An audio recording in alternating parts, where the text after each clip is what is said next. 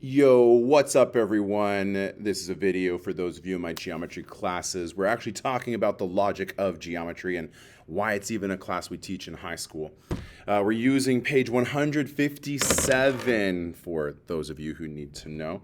New topic, new lesson, page 157. What I'm going to ask you to do is have a couple of highlighters and have something to write with, all right? Maybe a couple of things to write with.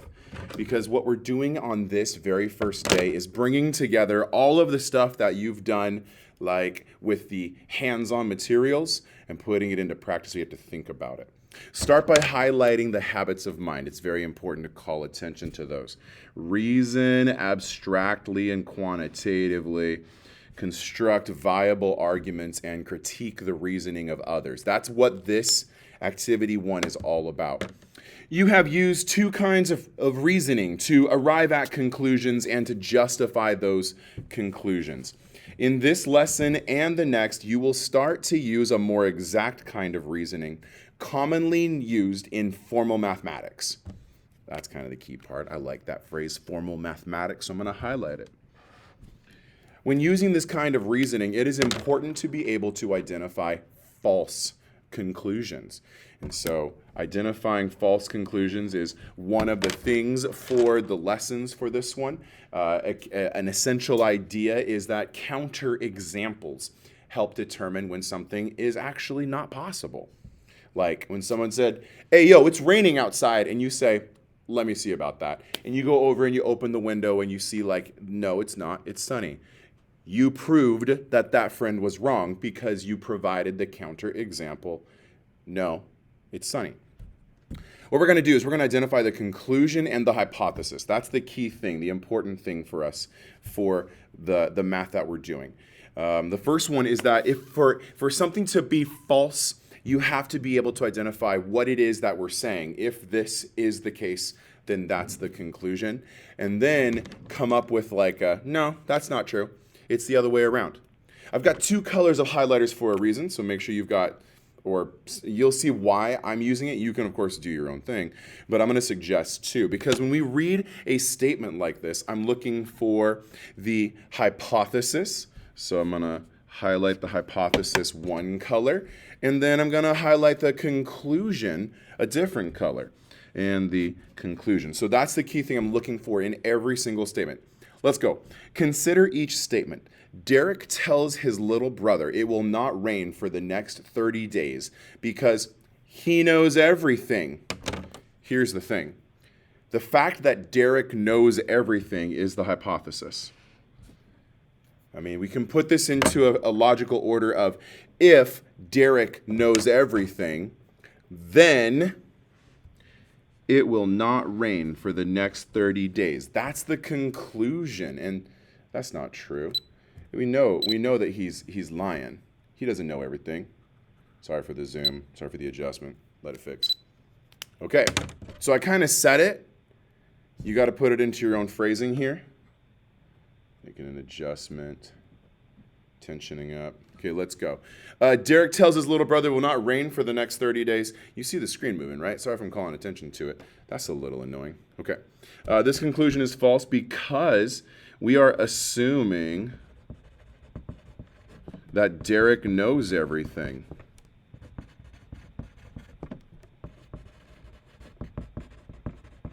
Right? That's the assumption. Derek knows everything, and if Derek knows everything, he don't. So we're starting from already, this is false. Ultimately, what this point is, you can't say that you're right if you're already starting from a wrong position. So that's the key thing for question 1. 1A. 1B, now this one's a little bit different. The sum of a figure's interior angle is 360.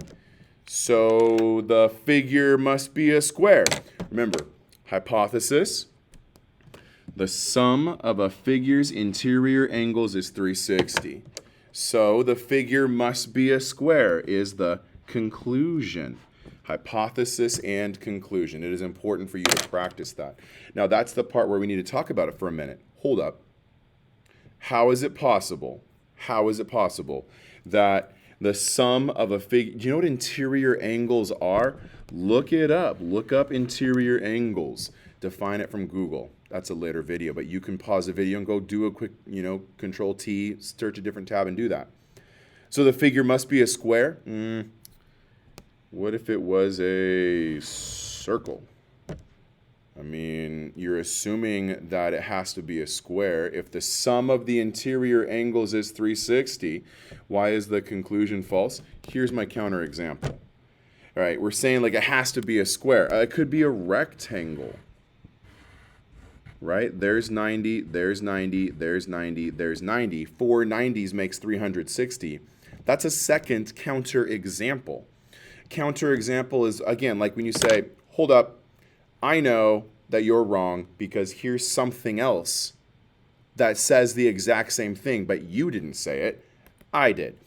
This person, 1B, said that it must be a square. And I'm saying could be a circle, could be a rectangle, could be a diamond. Oh my gosh, I'm loaded with counterexamples. All of these, the interior angles sum up to 360. Maybe a circle is starting to lose its credibility at this time. Okay, so keep going. Write an example of a conclusion that is false. This is question 2. Write an example of a conclusion that is false given that the assumed information is false. Okay, so that's where I'm saying in green. I need an if statement that is not true. If squares are round. I'm trying to keep it in geometry, right? If squares are round. Okay, I mean, that's not possible. It's not possible for a square to be round. So therefore, that's the hypothesis. That's the assumed information. Assumed information is the if. Then I can say whatever. If squares are round, then their angles. I need a then in front of it. Then their angles are more than 1,000 degrees, which is not true, but you don't know. We don't know. So that's the conclusion. So I'm going to highlight that yellow. The conclusion. Their angles are more than 1,000. The assumed information is false, so that conclusion has to also be false. All right. Write an example of a conclusion that is false because the argument is not valid. The argument is, let me look it up, a little support here. Here we go.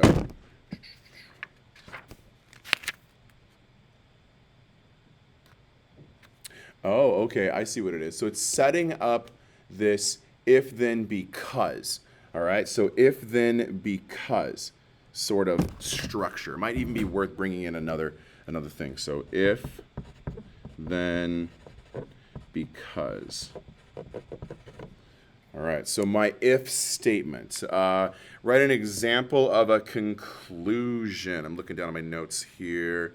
So if, let's jump out of the world of math and geometry. Let's go if apples are green. Okay, cool. If apples are green, right on. Then Mr. LeBrant, use your own name. Mr. LeBrant, let's see here, doesn't like to eat them.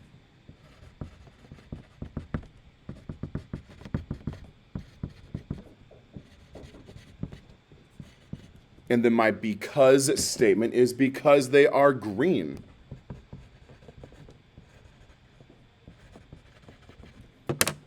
All right.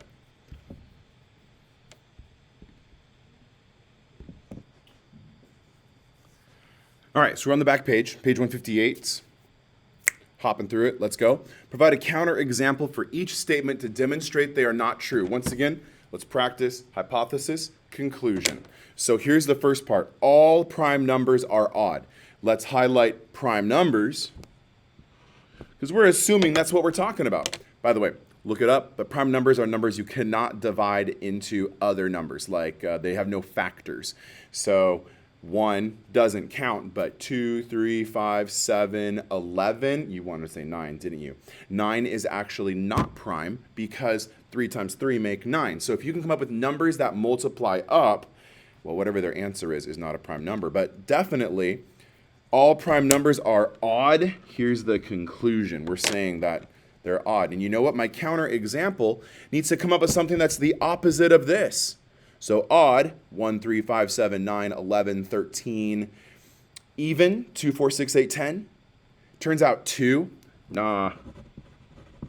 2 is prime and also even. Because 2 is prime and also even, that makes it a counterexample to the statement all prime numbers are odd. There's one, the only one, that's even. Last question on this activity. Let's go. The sum of the measures of two acute angles is always greater than 90. Hypothesis, conclusion. The sum of the measures of two acute angles. That's what we're saying. We're considering. So it's kind of like consider the sum of two acute angles. And then the conclusion, always greater than 90. That idea right there lets me know what I'm trying to argue against. I'm trying to argue against adding two angles up. And when I add those angles up, I get a number not greater than 90. Okay, this question came up and you asked me, like, you were like, I don't know what an acute angle is. Did you forget from middle school? An acute angle, look it up. But if you have two of them, quick sketch, and another, there's my first and second. To be less than 90 degrees means that the measures of these angles, I don't know, this could be like a 20-degree angle, and this could be like a 40-degree angle, and 20 degrees plus 40 degrees is 60 degrees. Is that greater than 90? No. Therefore, that's my counterexample. Thanks for watching this video. That's activity 1. Activity 2 is next. It's on page 159. You should probably follow along and click that video next. Thanks for watching. Bye.